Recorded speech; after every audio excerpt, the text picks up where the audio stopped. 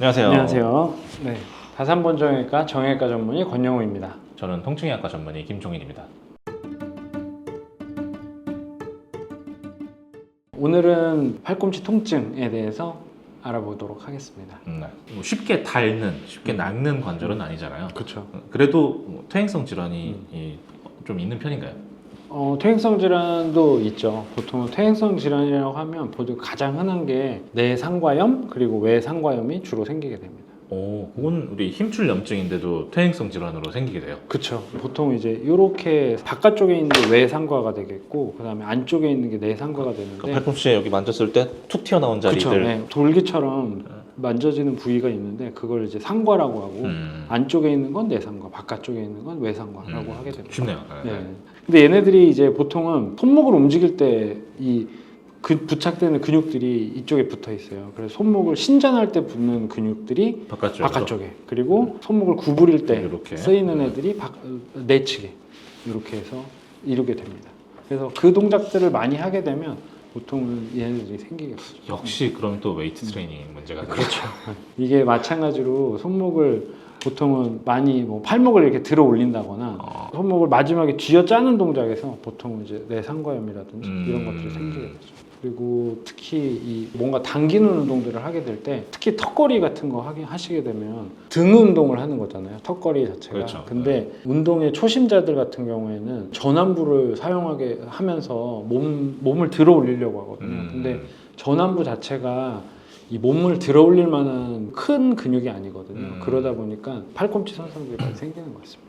요새 클라이밍 한창 유행인데 맞아요. 클라이밍 하면서도 잘 생길 수 있겠네요. 그럼요. 클라이밍 하시는 분들이 요즘 유행이잖아요. 그러다 보니까 이 팔꿈치 통증들이 많이 생기시는 거예요. 환자분들이 많이 오신다. 많이 오십니다. 어떤 웨이트 트레이닝 말고도 가령 뭐 골프나 테니스 같이 이렇게 그쵸. 임팩트가 있는 운동들 경우에도 팔꿈치에 부하를 많이 주겠죠. 그렇죠. 손목을 많이 사용하게 되니까 라켓 운동을 하게 되면은 이런 상과염들이 많이 생기게 되는 거예요. 동일하게 이제 힘줄 문제가 생길 수 있다. 네. 자주 사용하다 보면 그래서 이게 항상 통증이 생기면 이 운동을 멈춰야 된다. 운동을 멈춰야 된다. 네. 말씀을 드리는데 그게 잘 안 되죠. 팔꿈치 같은 경우에 이제 넘어질 때 우리 골절도 많은 부위잖아요. 맞아요. 네. 어디가 주로 부러지게 돼요? 보통 넘어질 때 체중이 이렇게 상완골을 통해서 요 골두에 집중되거든요. 요골이라는 게 그러니까 엄지손가락 뼈 말씀하시는 맞아요. 거죠. 엄지손가락에 있는 이 가느다란 뼈가를 이야기하는 건데 요 골두 목에 압박이 가해지면서 보통은 요 골두 머리나 요 골두 목에 골절이 생기게 돼요. 이렇게 확 내려앉듯이. 그렇죠. 좌우에 측부 인대들이 있는데요. 안쪽 요골두 목을 누르면서 골절이 생기게 되면 내측에 있는 측부 인대가 파열이 같이 동반될 수가 있고 반대로 벌어지면서 그렇죠. 이렇게 꺾이면서 벌어지게 된다는 벌어지게 거죠. 되고 그다음 마찬가지로 척골이라는 뼈에 힘이 가게 되면은 척골 돌기라든지 외측부 인대에 파열이 동반될 수가 있어요. 치료는 고정하는 걸로 해결이 되나요? 아니면 보통 일반적으로 수술까지 필요한 경우가 많아요? 일반적으로 골절의 패턴에 따라 좀 다르게 되는데요. 불안정하게 된다거나 팔꿈치가 좀 단단하게 연결이 돼 있어야 되는데 움직이게 된다거나 원래는 이렇게 접었다 폈다만 가능한 관절인데 그렇죠. 좌우로 흔들리는 불안정. 다거나 그러면은 보통 수술하게 되는데 그런 경우가 보통 이제 분쇄 골절이라든지 인대 파열을 동반한 골절에서는 보통은 수술적 치료를 필요로 하는 경우가 많이 있습니다. 긴급하게 수술을 요하는 경우는 별로 없겠네요. 그러면 긴급하게 필요로 하는 경우는 빠졌는데 들어가지 않는 경우. 뭐 혈관이나 신경 같은 게 찝히거나 그렇죠. 끊어질 맞습니다. 가능성이 네. 있기 때문에 네. 그래서 신경이나 혈관을 눌러서 이제 팔이 잘 안 움직인다든지 또는 팔꿈치가 빠졌는데 정복이 되지 않는다든지 그러면은 긴급한 수술을 요하게 되는 경우가 그런 있습니다. 경우에 한해서 흔히 알고 있는 건 아닌데 이 결절종이라고 해가지고 관절 내부에 어떤 물주머니 같은 게 차 있는데 이게 팡 하고 터지는 경우가 있잖아요. 그래서 그런 경우에 어떤 골절될 정도의 충격이 아닌데 다음날 보니까 팔꿈치가 이만큼 부어 있다. 이런 경우가 이제 종종 있어요. 그리고 어떤 문제가 생긴 건지 설명을 해주실 수 있나요? 보통은 팔꿈치가 이제 부딪히면은 이 안에 크게 골절이라든지 인대 파열이 보이지 않는 경우에라도 이 안에 이 관절이 굉장히 좁거든요. 보통은 한 20cc에서 30cc 정도 된다고 보는데 그 안에 피가 찬다거나 이런 경우도 혈관절증이라고 하는데 보통 그렇게 된 경우에는 붓고 그 다음에 관절 운동 시에 통증이 발생할 수가 있습니다. 출혈만 제거를 해주면은 해결이 되는 거예요? 아니면은 뭐 심각한 상태예요? 부피가 많은 경우에는 보통 뽑는 경우도 있는데 대부분은 고정해주고 부종을 빼주는 것만으로도 좋아질 수 있다? 좋아질 수 있습니다. 아, 네. 우리 10살도 안 되는 그러니까 어린이들, 네. 어린이들도 팔꿈치에 문제가 생길 만한 게 있어요? 그럼요. 네. 애들 같은 경우에는 보통은 이제 가장 학령 전기라고 그래서 학교 가기 전에 생기는 경우가 되게 흔한데 보통 요골두 아탈고라고 그래가지고 이제 성인들은 인대가 굉장히 튼튼하잖아요. 근데 그쵸. 애들은 인대가 그렇게 튼튼하지 못합니다. 근데 이 요골두는 보시는 것처럼 이제 구부렸다 폈다도 할 수 있지만 안쪽으로 폐 내외와 그리고 폐 외외 운동을 할 수가 있거든요. 그 인대가 안으로 관절이 껴들어가는 경우가 있어요. 그래서 그런 경우에는 보통은 팔을 움직이지 못하고 고정돼서 통증을 호소하는 경우가 있는데 대개는 이제 부모님들이 애들 보고 빨리 가자고 팔을 당기거나 해서 발생하게 됩니다. 네.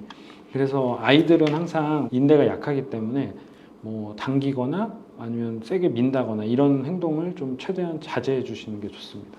그러면 이제 우리 20, 30대 젊은 성인들 젊은 성인들 같은 경우에는 보통 이제 운동을 해서 스포츠로 생기는 경우가 많고 이두박근 이제 원위부에 힘줄염이 생기는 경우가 많이 있어요. 보통은 이제 손을 구부렸다 폈다 하거나 아니면 이제 힘을 뭐 비튼다든지 이런 동작을 많이 하게 되면 이제 이두건이 원위부 쪽으로 와서 요골에 붙거든요. 그래서 그 부위가 보통은 손으로 따지자면 팔꿈치의 앞쪽, 바깥쪽에 통증을 유발하는 경우가 많이 있어요. 그럼 그거는 우리 팔꿈치 힘줄 염증이랑 좀 헷갈리겠네요. 맞아요. 그래서 힘줄염을 좋게 하는 방법 자체가 여러 가지가 있겠지만 보통은 주사 또는 뭐 충격파 이런 것들이 있는데 어디에 정확하게 하느냐가 사실 중요하거든요. 진단 부위가 굉장히 중요하다고 할 수 있겠습니다. 네. 그러면 노년층에서 네. 우리가 흔하게 생길 수 있는 어떤 팔꿈치 질환 어떤 게 있을까요? 이제 가장 흔한 게 운동도 많이 하시고 그러다 보면은 생기는 게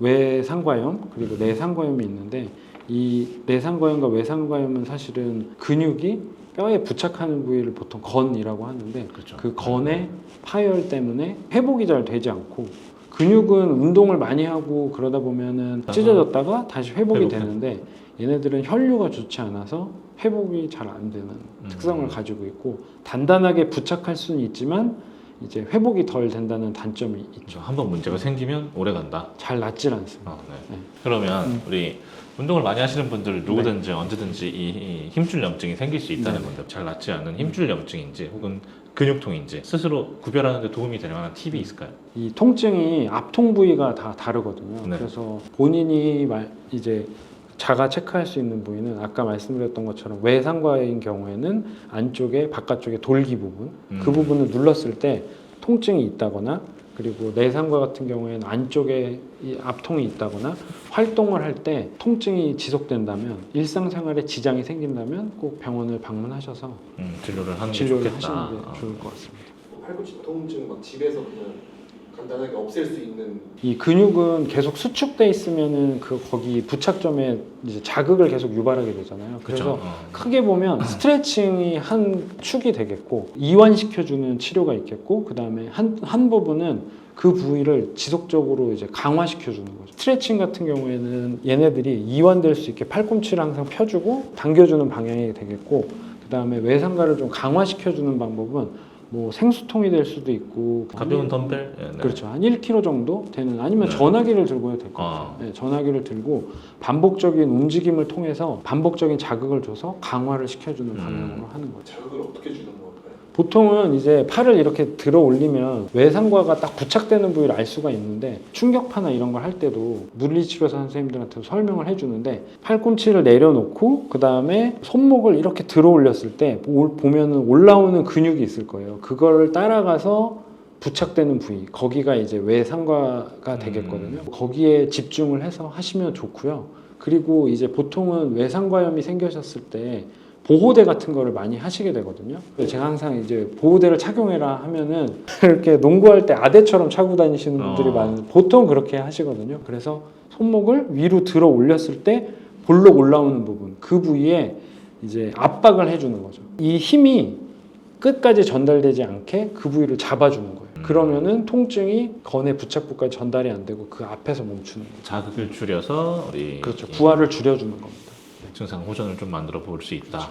자가 회복을 돕는 네. 거라고 보시면 되겠습니다. 아니면 뭐 집안일 하시는 우리 주부님들 관련해서 발생될 수 있는 통증이나 그런 것도 보통 집안일을 하시거나 그럴 때 이런 외상과염이 생기는데 가장 손쉬운 방법은 자세를 바꾸시는 거예요. 외상과가 많이 사용되는 경우에는 손목을 신전하는 경우가 많다고 그랬잖아요. 손등이 들어 올려지게. 그렇죠. 예. 그래서 보통은 예를 들면 뭐 요리를 하신다거나 할 때 요리 기구를 이렇게 잡으시는 게 아니고 돌려 잡으시는 거예요. 이런 식으로.